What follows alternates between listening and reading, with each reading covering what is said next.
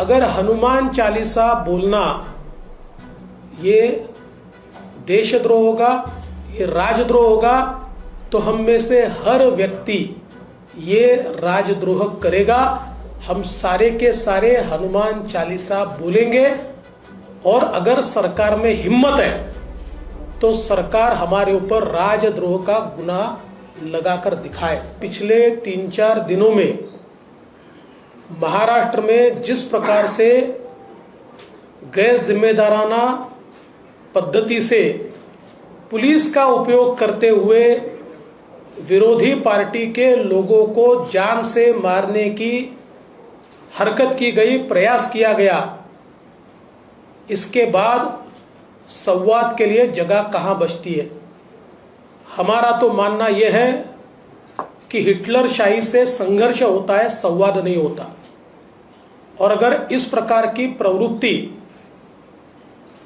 यहां पर चलेगी तो हम भी उसका मुकाबला करेंगे।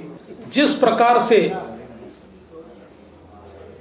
Kirit Somaiya Z protectee inform करके पुलिस स्टेशन जाते हैं और वहां पर ये कहते हैं कि बाहर लोग मुझ पर हमला करने वाले हैं, और पुलिस स्वयं उनको गुंडों के हवाले कर देती है। जिस प्रकार से मोहित कंबोज इनके ऊपर मॉब लिंचिंग का प्रयास होता है, ये सारी चीजें बिल्कुल स्पष्ट रूप से दिखती है कि ये सरकार विरोधियों को कुचलना चाहती है, जान से मारना चाहती है।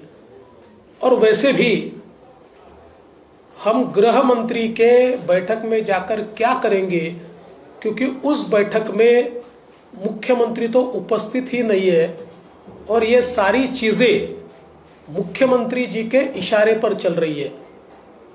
तो फिर ये बैठक से निकलने वाला क्या है?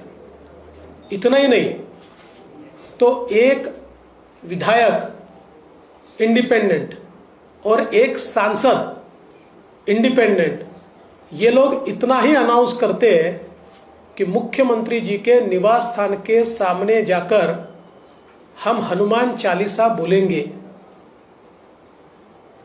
तो उनके ऊपर कार्रवाई की जाती है। मेरा सवाल यह है कि हनुमान चालीसा महाराष्ट्र में नहीं बोली जाएगी तो क्या पाकिस्तान में बोली जाएगी? इतना हनुमान चालीसा से इनको नफरत क्यों है? और सबसे बड़ी बात यह है कि एक महिला को नामोहरम करने के लिए, एक महिला को पस्त करने के लिए हजारों लोगों को इकट्ठा किया जाता है, आने जाने वाले के ऊपर हमला किया जाता है, उनके घर में पुलिस भेजकर उनको अरेस्ट किया जाता है। और इसमें आश्चर्य की बात यह है कि राजद्रोह का, देशद्रोह का, सिडिशन का आरोप उनके ऊपर लगाया जाता है। अगर हनुमान चालीसा बोलना ये देशद्रोह होगा, ये राजद्रोह होगा, तो हम में से हर व्यक्ति ये राजद्रोह करेगा। हम सारे के सारे हनुमान चालीसा बोलेंगे और अगर सरकार में हिम्मत है तो सरकार हमारे ऊपर राजद्रोह का गुनाह लगाकर दिखाए। जहां तक लाउड स्पीकर का सवाल है, हमारी भूमिका स्पष्ट है। सुप्रीम कोर्ट और हाई कोर्ट के आदेशों का पालन होना चाहिए।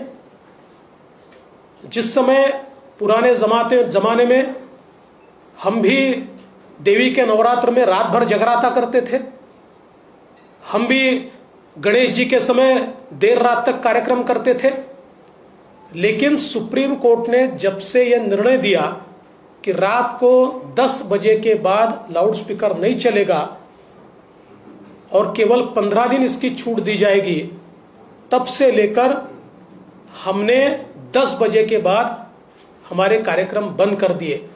तो अगर सुप्रीम कोर्ट के आदेश का पालन हिंदू समाज करता है तो देश के सभी समाजों ने सुप्रीम कोर्ट के आदेश का पालन करना चाहिए।